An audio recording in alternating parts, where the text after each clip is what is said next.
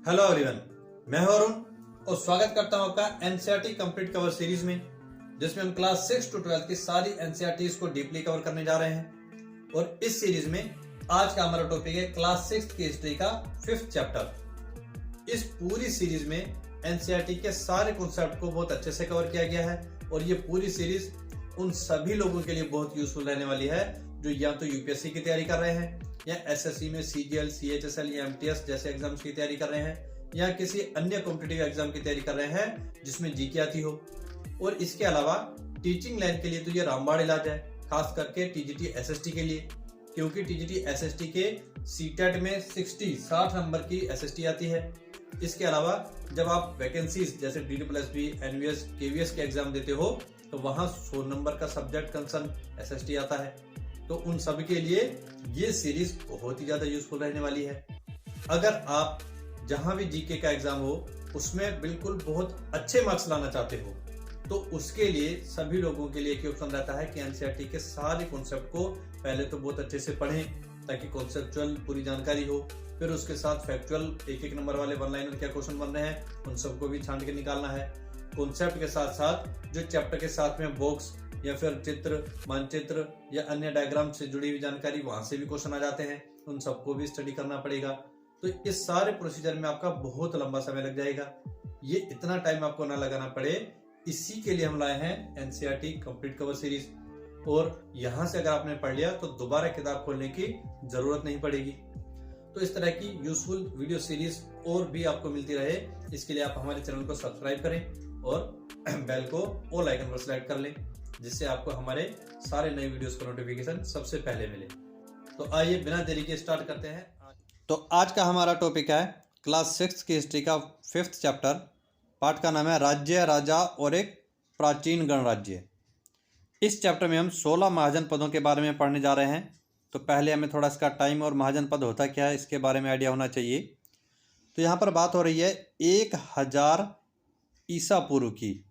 1000 ईसा पूर्व में हमारा ऋग्वैदिक काल का अंत हो जाता है, क्योंकि ऋग्वैदिक काल स्टार्ट हुआ था 1500 ईसा पूर्व से और चला था 1000 ईसा पूर्व तक। इसके बाद का जो टाइम था 1000 ईसा पूर्व से फिर आगे 600 ईसा पूर्व तक, इस पूरे टाइम में जो नए नए शहरों का निर्माण हुआ उन्हीं शहरों को कहा गया महाजनपद। इनके साथ साथ जैन धर्म, बौद्ध धर्म और फिर ब्राह्मणों की शिक्षाएं तेजी से फैल रही थी। तो इस पूरे चैप्टर में इन सब शिक्षाओं का प्रचार प्रसार कैसे हुआ वही टॉपिक हमें पढ़ने हैं। तो आइए दोस्तों स्टार्ट करते हैं आज का पहला क्वेश्चन। इस मैप में इन 16 महाजन पदों की लोकेशन दिखाई गई है, थोड़ी इस पर नज़र डाल लेते हैं कि आज का जो वर्तमान भारत का मैप है उसके बाहर पाकिस्तान के क्षेत्र में है गांधार, उसके ऊपर अफगानिस्तान के क्षेत्र में था कंबोज, आज की दिल्ली के यहाँ था कुरु, उसके नीचे है पांचाल, कौशल, काशी, मल्ल, वज्जी, मगध, अंग, वंग, अवंती, चेदी, वत्स, मत्स्य, सूरसेन। ये सारे उस काल के यानी 1000 से 600 ईसा पूर्व के बाद बसने वाले शहर थे। इनको महाजन पदों के नाम से जाना गया और नीचे ये सब इन महाजन पदों की राजधानियों के नाम है। आप चाहें तो इनको स्क्रीनशॉट लेकर के याद कर सकते हैं। कॉम्पिटिटिव एग्जाम के लिए यूज़फुल है, क्लास 6 के लिए इतनी ज़्यादा यूज़फुल नहीं है। बढ़ते हैं आज के पहले क्वेश्चन की तरफ। थोड़ा जल्दी करेंगे हम ताकि कम से कम समय में हम ज़्यादा से ज़्यादा क्वेश्चंस को अटेम्प्ट कर सकें। क्वेश्चन नंबर 1 है उत्तर वैदिक काल का क्या अर्थ है। तो जैसा कि अभी हमने समझा, ऋग्वेद के बाद 1000 ईसा पूर्व से 600 ईसा पूर्व में भारत में रचे गए वेदों के काल को उत्तर वैदिक काल कहते हैं। मतलब 1500 से 1000 वो तो ऋग्वैदिक काल था।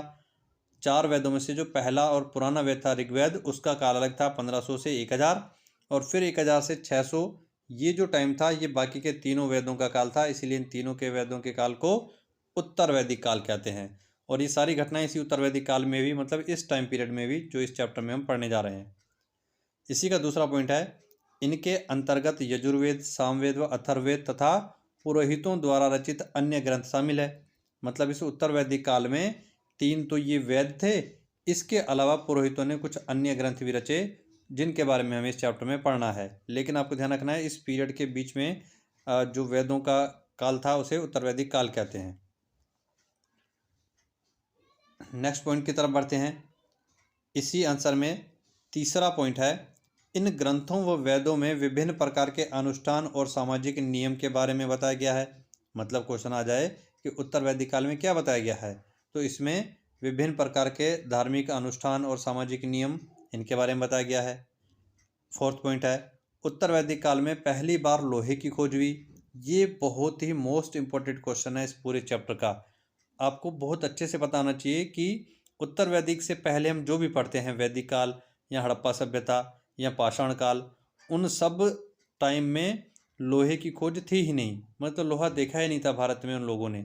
लोहे की खोज पहली बार कब होती है?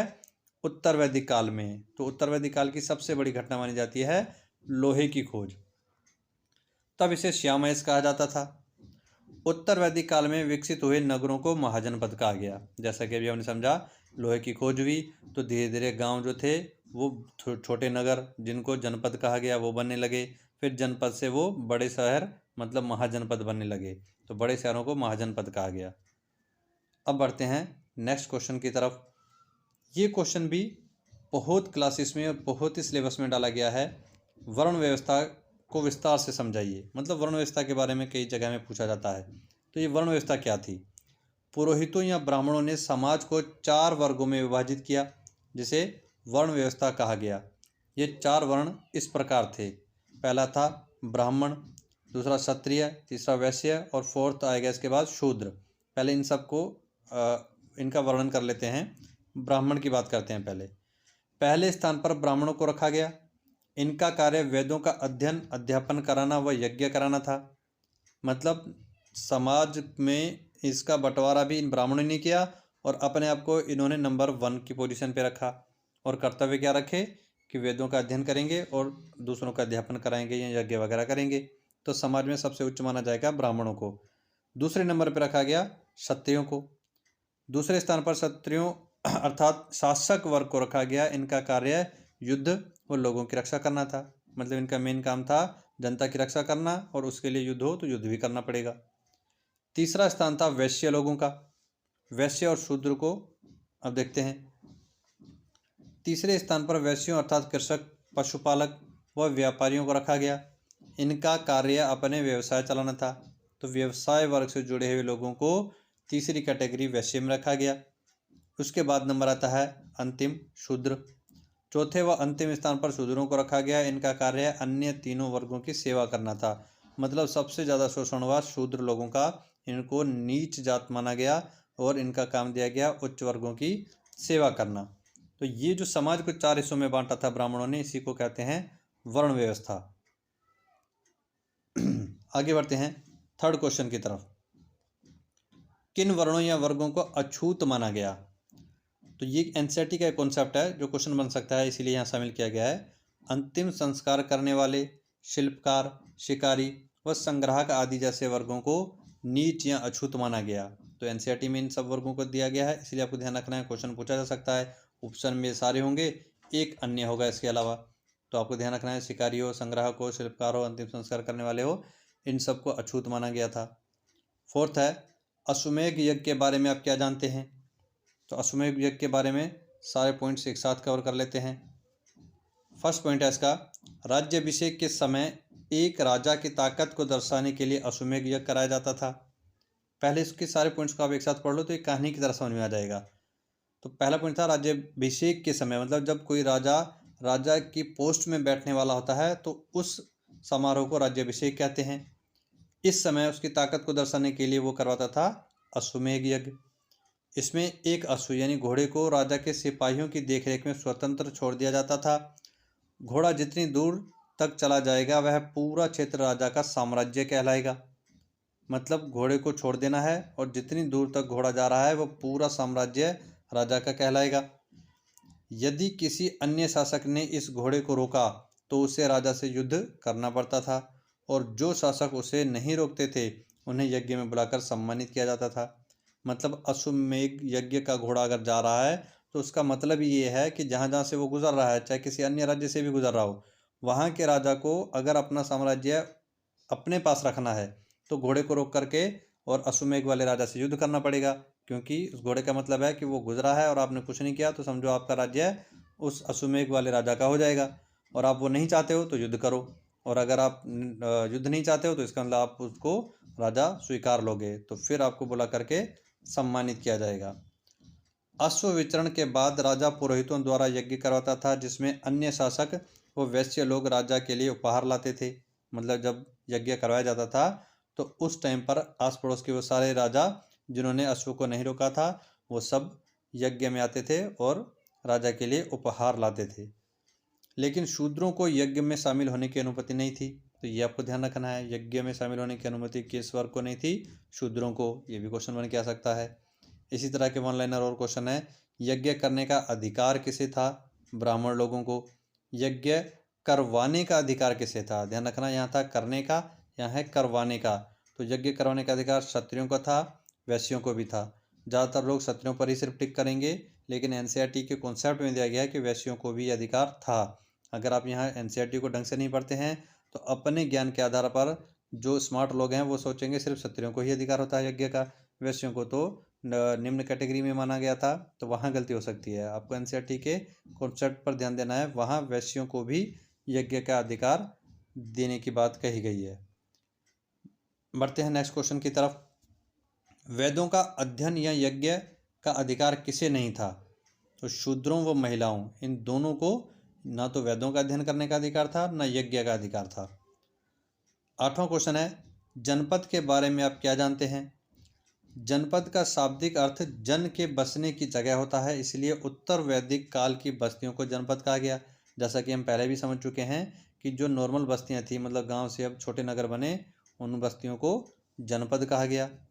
भारत में मिले जनपदों में दिल्ली का पुराना किला, उत्तर प्रदेश में हस्तिनापुर, मेरठ व अंतरजी खेड़ा, एटा शामिल है। मतलब ये आपको तीनों जगहों के नाम ध्यान रखने हैं जो कि जनपदों के उदाहरण है।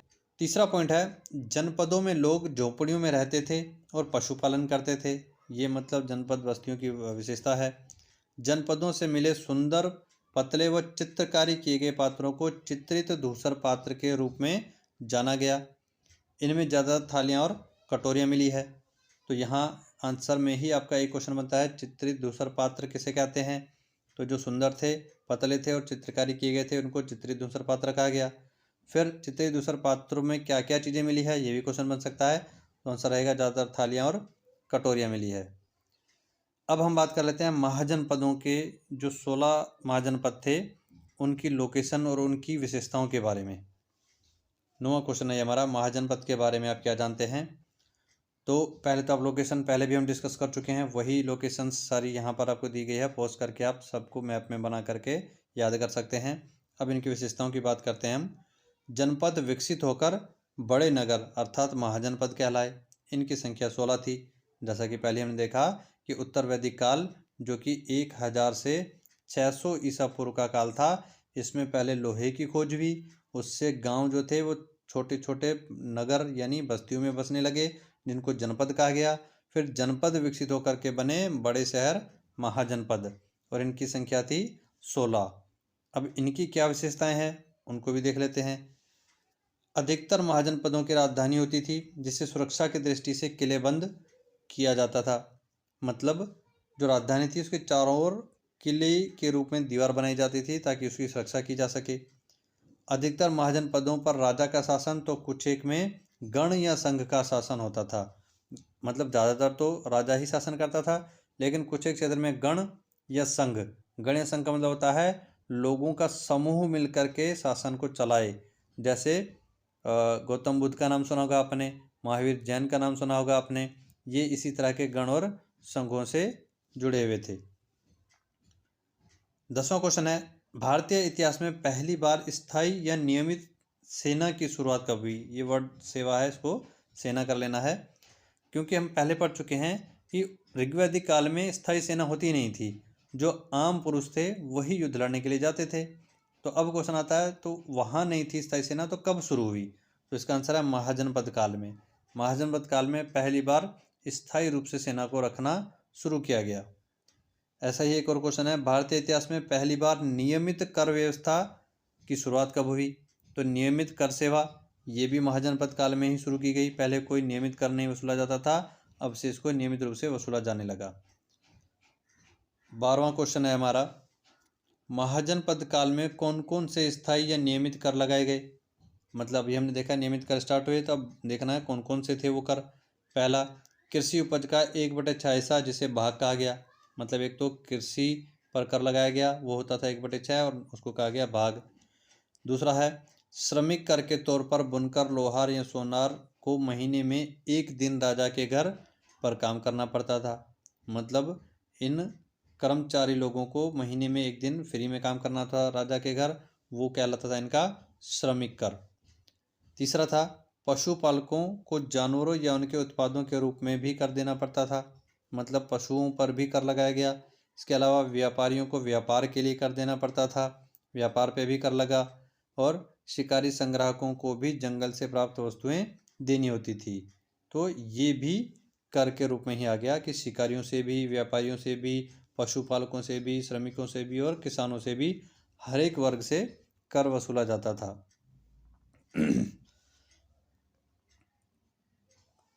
13वां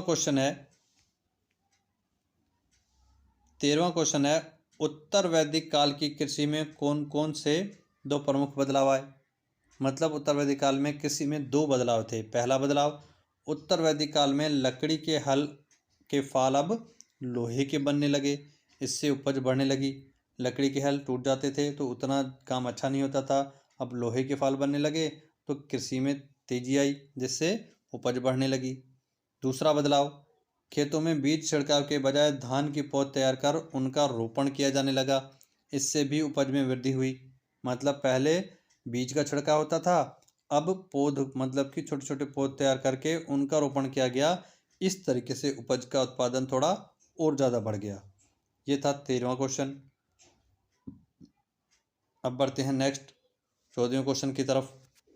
सभी महाजनपदों में मगध सबसे शक्तिशाली कैसे बनकर उभरा।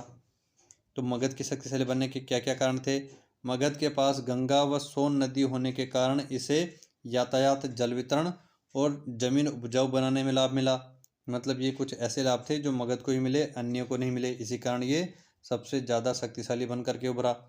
इसके अलावा कुछ और कारण, मगध के जंगलों से हाथी मिलने के कारण उनकी सेना को मजबूती मिली। मतलब उस टाइम पर हाथियों को सबसे ज़्यादा मजबूती का प्रतीक माना जाता था और मगध के आसपास के जंगलों में हाथी ज़्यादा मिलते थे, तो इसलिए इनकी सेना मजबूत मानी गई। ये भी एक कारण था। नेक्स्ट कारण था, मगध के शासक योग्य थे जिन्होंने साम्राज्य का विस्तार किया। मतलब मगध में स्टार्टिंग में जितने भी शासक आए उन्होंने युद्ध, जनता को खुश रखना, इस जैसे अच्छे कार्यों पर ध्यान दिया, जिससे उनका साम्राज्य विस्तार होता गया तो मगध शक्तिशाली बनता गया। ऐसा कार्य अन्य महाजनपदों ने इतने अच्छे तरीके से नहीं किया। फोर्थ था, मगध की पहली राजधानी राजगृह थी, लेकिन बाद में पाटलिपुत्र को राजधानी बनाया गया। तो ये भी एक आपका फैक्चुअल क्वेश्चन बन जाता है, पहली राजधानी क्या थी, दूसरी राजधानी क्या थी। तो पहली राजगृह और दूसरी पाटलिपुत्र। 15वां क्वेश्चन था, सिकंदर महान कहाँ का शासक था। तो ये एनसीईआरटी के चैप्टर के साइड में बॉक्स में दी गई जानकारी है, इसीलिए इसको शामिल किया गया है। तो सिकंदर महान था मकदूनिया का शासक। ऐसे ही सिकंदर का सेनापति कौन था जिसने भारत पर आक्रमण किया, वो था सेल्यूकस, जिसको बाद में चंद्रगुप्त मौर्य हरा देता है। यही हमारा 17वां क्वेश्चन है, सेल्यूकस को किसने हराया। सेल्यूकस को भारतीय मौर्य शासक चंद्रगुप्त मौर्य ने हराया। नेक्स्ट 18वां क्वेश्चन है, वज्जी महाजनपद के प्रशासन पर प्रकाश डालें। मतलब महाजनपदों में जैसे मगध था ऐसे ही एक वज्जी भी था, तो उसका प्रशासन कैसा था वो देखना है। वज्जी महाजनपद की राजधानी वैशाली थी। वज्जी राज्य में गण या संघ का शासन होता था, जिसमें प्रत्येक व्यक्ति राजा कहलाता था।